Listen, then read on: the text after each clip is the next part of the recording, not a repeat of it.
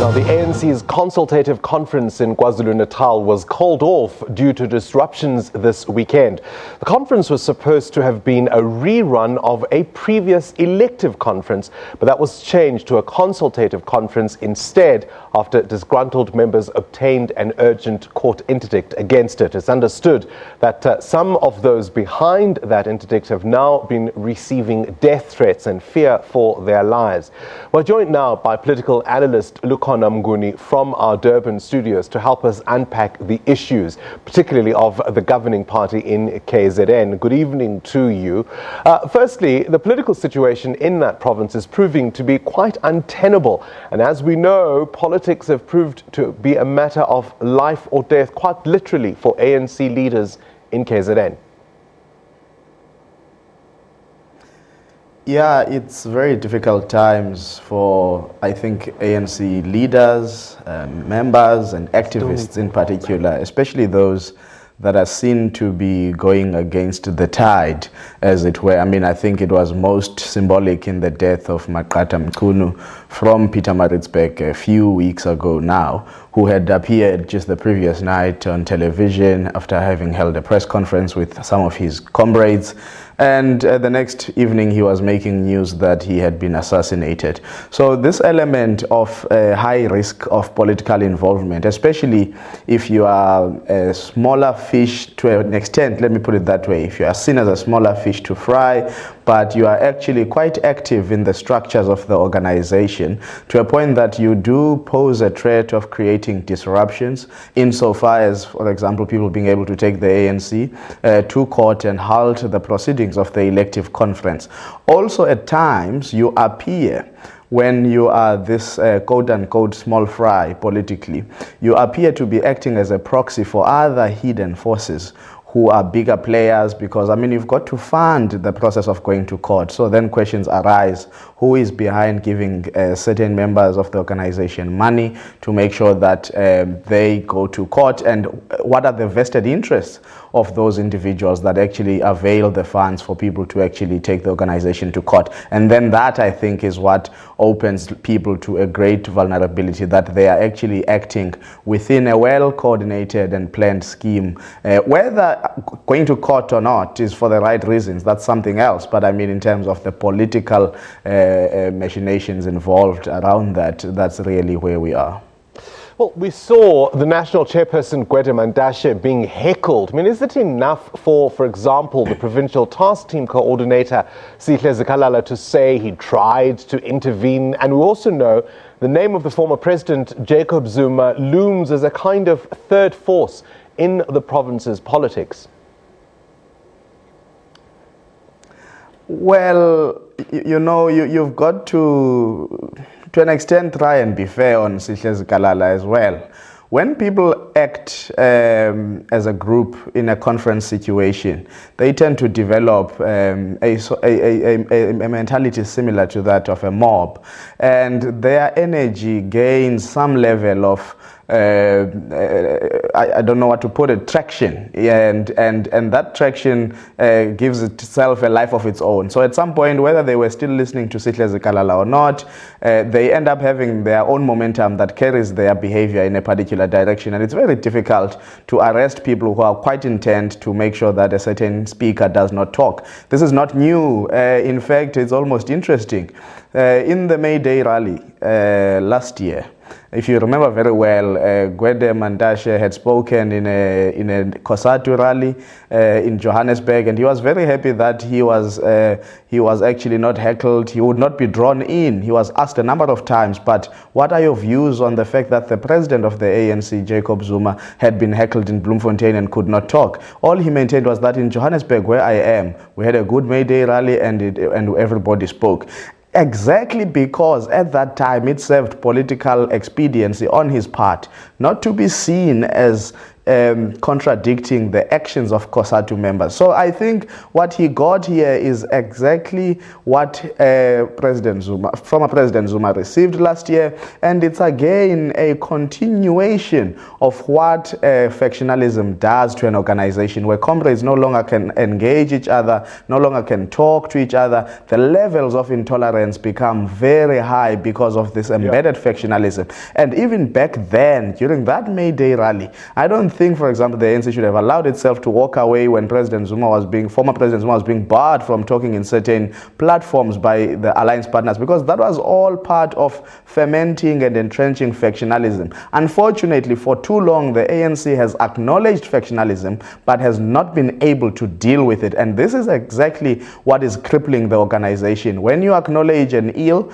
and you think that it's still a forming and a morphing foreign tendency within the organization, when it has actually taken root. And because they don't have a strategy of dealing with factionalism, I think the levels of intolerance, especially here in KwaZulu-Natal, are going to heighten in the next few weeks as they go to court for that challenge on the interdict, and they try again to fix the problems towards an elective Congress eventually.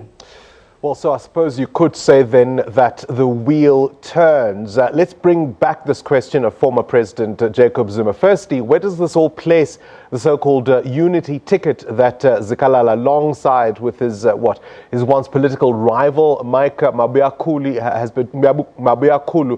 there's been talks of ditching that at the 11th hour, and again the suggestion that the former president doesn't want it because of course it might weaken his ability to use KZN as a base for launching a fight back. Well, I think while former President Zuma has an interest in the province, there are also people who are using his influence to fight their own local divisions and battles. For example, you talk of a purported unity slate that would have seen, some people said, Mike Mabuyakhulu becoming deputy chairperson, and some people who wanted him to oppose Sihle Zikalala were not pleased, or are said to have not been pleased about that particular move. But there was an interesting battle happening at the position of Secretary General just on the eve of that conference, where some people feel that the then incumbent Super Zuma should actually be challenged by Mdumiseni Ntuli, who was the former spokesperson and now is stationed at Lutuli House, headquarters of the ANC. And there is growing appetite for the name of Mdumiseni Ntuli to take over the reins as secretary of the province for the ANC. And it seems to find resonance across all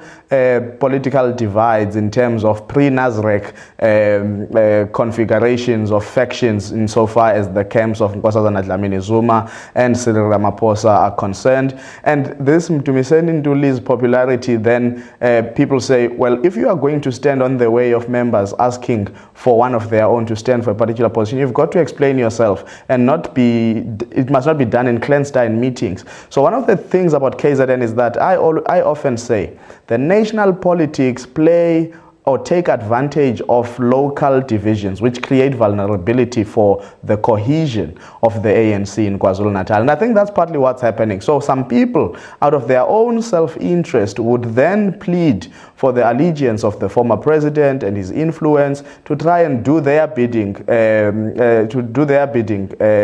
using that influence. But at the same time, they would often say, well, if we do make it to office, these are the list of promises that we are making, as you had said, close ranks around KZN. The court appearances are still going to be many. There are funds that are needed. There's mobilization of support that is needed so that you showcase a former president that still has influence and support. So all of these things have a mutual relationship. And I think it's not only President Zuma who is asserting his will. There are definitely some other people who are free riding probably on his influence in the province. Well, one of the things that's become a bit of an issue is, of course, the party wants to discipline those who are behind the court action. That we understood even from December would be a general approach by the ANC. Now, you were talking a little earlier about problems that are allowed to take root. Surely such actions are part of what creates the tensions in the first place, because ultimately the ANC, like any organization, has to function within the rules. Well, the ANC has always intimated that it would take members who take the organization to court to a disciplinary. In fact, at some point, even the office of the then Secretary General of the ANC used to say it's tantamount to self-expulsion if you take the organization to court. The only trick with that, Bongani, is that you can't deprive people of their constitutionally guaranteed rights, because that seminal judgment by the Constitutional Court in the Ramakatsa versus ANC Free State in 2012, it was quite clear that belonging to a political party is actually an exercise of your democratic rights. How you are treated inside that political party is also very important, so that you can exercise your right to political affiliation, your right to freedom of expression and choosing who you allege your support to politically. You must be protected in how you do that, and parties do this when they enter into the contract of membership with their members. They make certain guarantees that this is how you'd be treated, this is how we conduct conferences. They create policies and documents that govern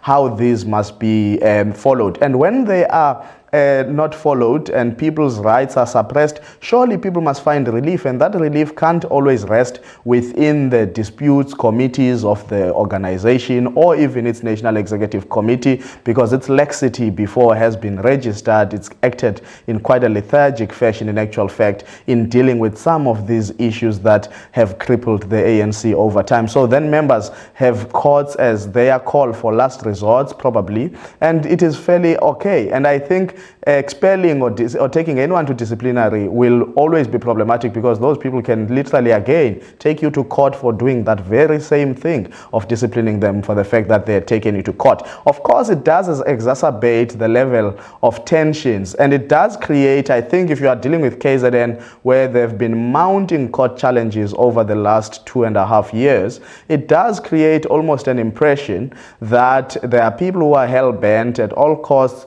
to take the organization to court and frustrate the province from rebuilding itself, because there seems to be no room for another leadership to emerge besides the leadership that would be led by Sihle Zikalala. But whatever those impressions are, they do not negate the reality that ultimately some of people's rights and their political affiliation rights have been suppressed, and they ought to do things the right way insofar as going to a conference is concerned, especially given the history that there have been mishappenings in the past in other provinces of the ANC, in other regions of the ANC, and surely you do not want to open up yourself to a conference that can see a court challenge anymore. Right, Lukhona Mnguni, we're going to have to leave it there. Our political analyst in our Durban studios. Clearly, some calculations need to be made by all concerned. We'll certainly see we'll see how the African National Congress deals with those disgruntled members, because, of course, the Constitution, as Lukhona says, is supreme.